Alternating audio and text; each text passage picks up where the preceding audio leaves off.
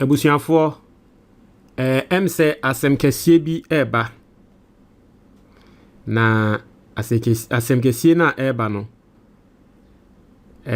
say yesi asem kesie eba se ne ka no se frank si so se dey aha South Africa for omo president spokesperson ababontia babekasa na utumi hu ne say omo president ababontia babekasa na asem na aye serious, and I'm going to let you understand the entire asem no aye serious the eba South Africa for. So today we are going to talk about it. Now what your president the president the spokesperson into basically ebeka say if president no wababa ye press conference na press conference no o blame Ghana. Osi onu de obe blame Ghana ni Nigeria na so dodo na no eye Ghana e no blame di enti a Ghana for asay wo mudin. Osi Ghana ye twa ntwa to wo so asay wo mudin ama ene ase aman bebre na no epese wo twe wo ho free South Africa for ho. Ama the International Court of Justice ase omo pese wo sanction South Africa. Na se International Court of Justice sanction South Africa issues being in the beba. Mind you, officially no, Ghana a petition the African Union. Say South Africa for jumedie bia wo mu edi no, entwa ye nti ye nhwe omo aso. Me hu ne say ECOWAS countries ni na wo ECOWAS no enra omo akwa support Ghana sa ye motion ni. Inti no, it looks like South Africa for at say Ghana yebe escalate ade no dia international court to say dey. But say omo president a spokesperson eba bonti ebe blame Ghana de na tresa asem no eni ya yenyan amomo. And so I'm going to read the story and then we are all going to understand. And then your first time or have subscribe and click the notification bell on so. We hear the latest news biaba on sa ebeka. This video is kindly brought to you by Corporate Logistica. Omo ye vehicle management company ewa Ghana ha. Mo a eya na mo crack cars efi abrochireba Ghana. Ana motor cars wa Ghana ha se obi mfa nye sales emma mo no. Munim se dodo na eya na munya emfaso.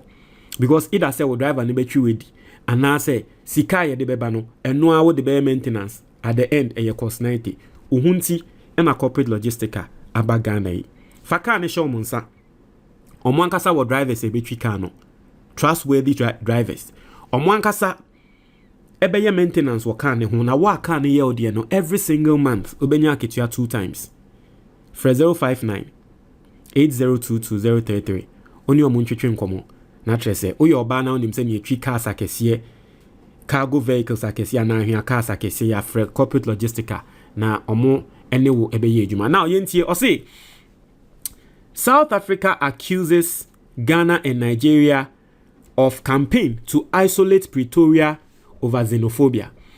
O say South Africa's presidency named Ghana as the primary driver of a campaign to portray Pretoria as a pariah state over anti-immigrant violence. Presidential spokesperson Vincent Magwenya accused a top official of spreading false information about the treatment of Ghanaian nationals. The South Africa for say, yen Ghana for ye twa ntwa to omo so. Omo nya Ghana for body was South Africa, and a yen Ghana for ye twa ntwa to omo so. Amen de internationally no omudin say. O say Pretoria dismissed calls from some African lawmakers to nationalize South African company assets, warning such moves would signal those countries were closed for businesses. Now, you see, one of the reasons that South Africa for complaining is South Africa for nyuma bebrea what African countries nini na no those African countries no ayo mwadwen so mu ji edwuma ne free South Africa for nsem. The South Africa for hu say Charlie eni ya yenyan. Into omo companies be brewa other African countries no omo aso ya ye into no mo blame Ghana. I me say they will regret because sangwa they say we are here no mudi no omo inform one so all these years omo inform nsan ka Ghana for this time alone omo di omo nsa ka Ghana ni no omo endu omo ho no munya ya na come back to time. Also, South Africa has formally accused Ghana and Nigeria of orchestrating a deliberate effort to isolate Pretoria internationally, framing legitimate criticism over xenophobic violence as a coordinated diplomatic attack. Also, Vincent Magwenya the spokesperson for President Cyril Ramaphosa, accused at a media briefing in Pretoria on July 15th, stating that the campaign sought to brand South Africa as a pariah state that should face international courts. It was said the Ghana for Ghana for say omudia mende as a South Africa for no ye di omo ko international courts. Obi be bisa says ye the South Africa kuku jina international court e de na beto South Africa for. Now let's go into it. See ye the South Africa for eco international courts. Na international courts ekuku hu ne say South Africa indeed omo atena se ama the rights of Ghanaians and Africa for ya abuse ya. The first thing they said, there will be a legal obligation. Yebema ruling. Now ruling no. There is a legal obligation. Say what say South Africa for omo agree to the ruling. Ye binding. Now ruling no. One, yebeka to South Africa for say mamu famu sanka Ghana ni bia biom. Cease and desist. Sa abone na mudi no munyai. Two, ye wade bi efe no reparations, muni reparations. Ye beka tre South Africa for say, enam boni amudi edi Ghana for inti Ghana for ano mote ho, sika e bia na nko mmenya omo mo adwuma asɛ no, munti omo ka. Enti ano ye reparation. The third one is say there will be an escalation to the UN Security Council. International courts na nkasa no, omo ni police force and omo ni military force. Now so the UN Security Council no any yebeka say the security system a omo bebem. And the Security Council has the power to pass mandatory resolutions to force compliance. In the Security Council no ebetumi a pass legal ana severe penalties. Penalties na yede beto South Africa for eso no ebi ene say what I say severe penalties bi a South Africa for yede beto omo so na penalties ni bi global economic and trade embargoes.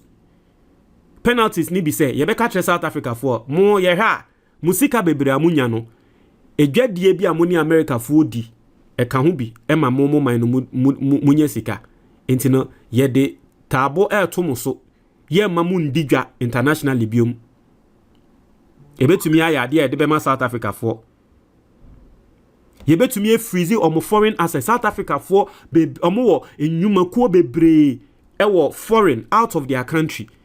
Inti sa UN Security Council no ebetumi de omo nsa to South Africa for ejumakuo so bebre so eno nti na South Africa for esun say de Ghana for ye no ene ye say omo din internationally no because they know the implications of ade awomo aye.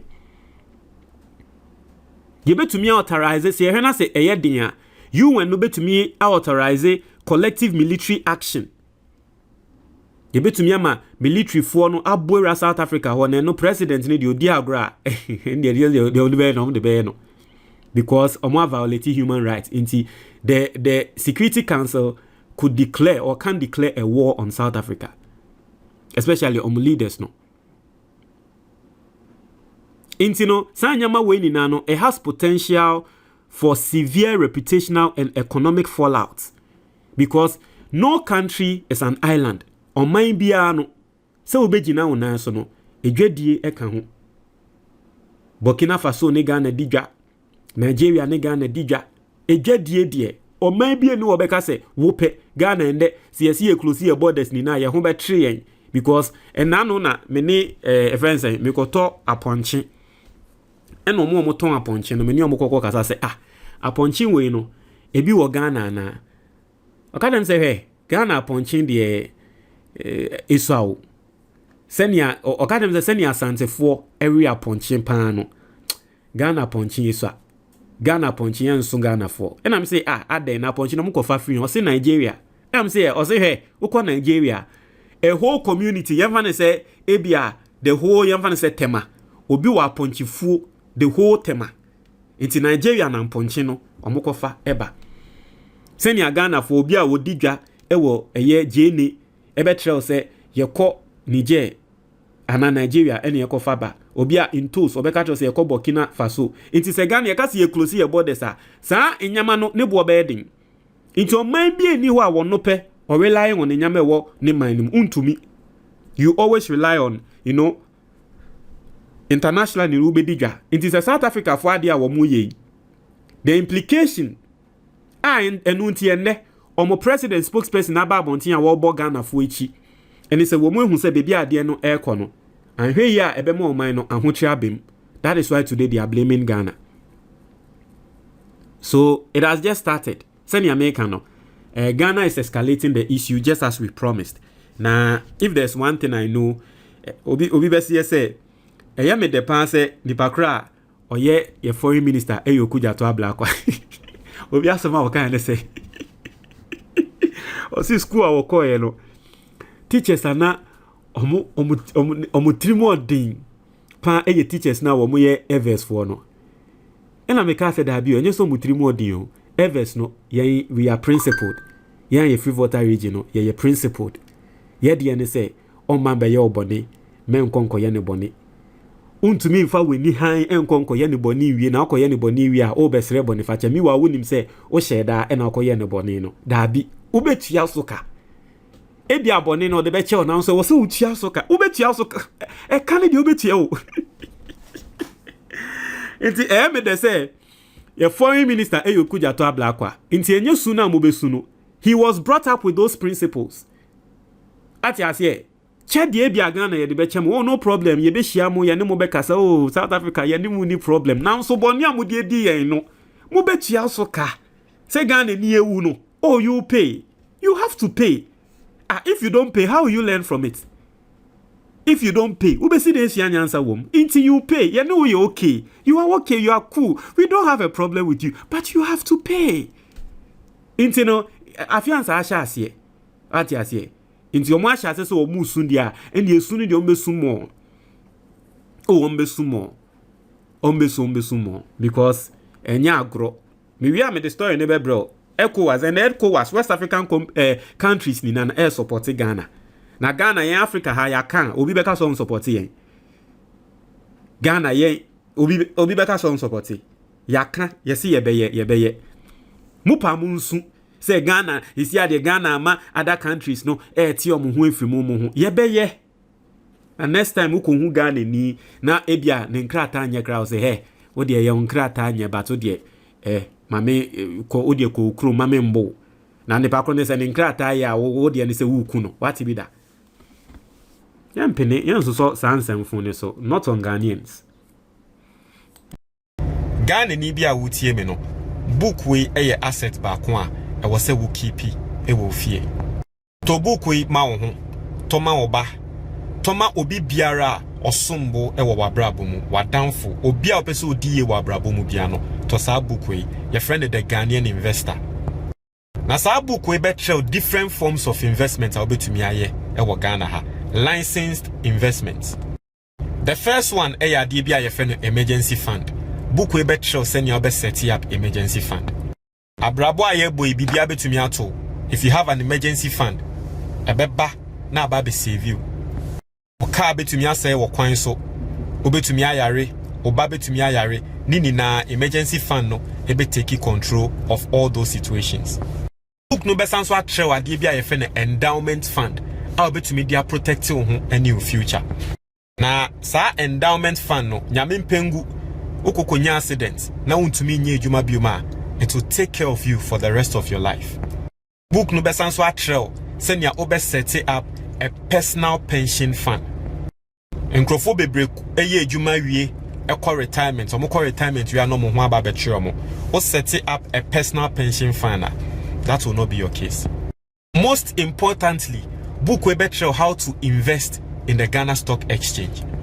Now Ghana Stock Exchange investment basically it means you are buying ownership of Ghanaian companies. Now Ghana Stock Exchange it is one of the best performing markets in the whole world. A lot of people are making money from the Ghana Stock Exchange, but they don't know how to invest in it. Book we a better idea. Your investment be why your friend mutual fund. Book we better how to invest in a mutual fund. Now mutual fund you don't need to be rich to invest in a mutual fund. I remember an example. You find say wa ba fresh. Now what per license mutual fund e Ghana has say opese odi usikashim. Say to me invest 500 cedis every single month. ewo a Ghanaian mutual fund mo by the time I will be 19 years no now I done millionaire. Yan fan say oh wa fasibi we did 10 ope say that chibi odiye every month for 500 cedis a mutual fund boom emano. By the time I will bano and our fast no obedi 29 years no na oye millionaire. One kasa wutie me we di 40 now so sha unye investment bia and no one say obey mutual fund every month for 500 cedis a shame. By the time obedi 59 years no now we have 1 million Ghana cedis. Into mutual fund no, that is how it works. Small money every single month. By the time embre ebebano nesikano ayekese. Book we better sanyamani na. So open book no ni PDF and I say ni tree video. Free. And I say WhatsApp number na ewo book ni so sisia. Now say we Ghana ni na wa brochure. Now pay hard copy of the book a very simple called Amazon. Now search for the Ghanaian investor. Place the order. Baby will be a best shape. Eddie Abreu. Medasi.